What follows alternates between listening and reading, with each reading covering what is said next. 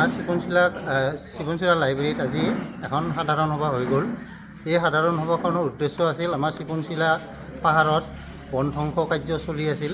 তাৰপিছত আমিতো ইমান দিনে গম পোৱা নাছিলোঁ।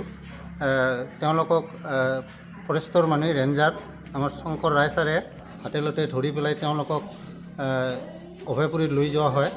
তাৰপিছত তেওঁলোকক চালান দিব খুজিছিলে। তাৰপিছত শংকৰ ৰায় ছাৰে ধুনীয়াকৈ জানে তেওঁলোকৰ ঘৰৰ পৰিৱেশ কি, দুখীয়া ল'ৰা আৰু তাতে সৰু সৰু ল'ৰা। তেওঁলোকক যদি চালান দিয়া হয় তেনেহ'লে তেওঁলোকৰ ভৱিষ্যত একেবাৰে ধ্বংস হৈ যাব। সেইখিনি মধ্য নজৰ ৰাখিয়া ছাৰে ল'ৰাকেইটাক আৰু ৰাইজৰ অনুৰোধত, অভিভাৱকৰ অনুৰোধত ল'ৰাকেইটাক এতিয়াও মুক্ত কৰি দিয়া নাই।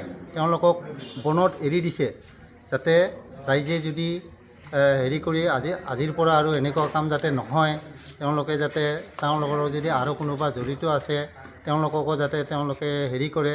তাৰপিছত আজি তেওঁলোকে এই কথাটো মানি লৈছে আৰু আজি আমি গোটেই ৰাইজে সংকল্প ল'লোঁ, অহা মঙলবাৰে তেওঁলোকে যিকেইটাত গছ কাটিছে তাতকৈ বহুত বেছি বৃক্ষ ৰোপণ কৰিম বুলি ৰাইজে সংকল্প লৈছে।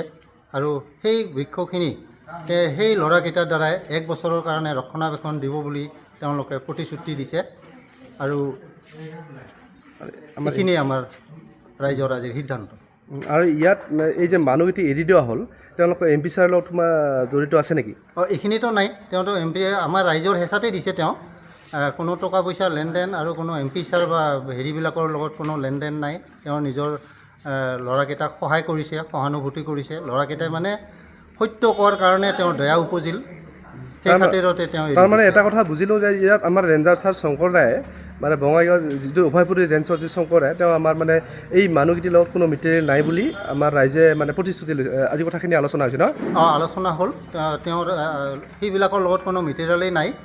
আৰু মানে এইটোৱে অনুৰোধ কৰিছে ভৱিষ্যতে যাতে এনেকুৱা নকৰে, কাৰণ কিয় তেওঁলোকক চালান কৰিব পাৰে, কিন্তু ৰাইজৰ সহযোগ নহ'লে ফৰেষ্ট ডিপাৰ্টমেণ্টবিলাকতো আৰু অকলে কৰিব নোৱাৰে, ৰাইজৰ সহযোগ লাগে।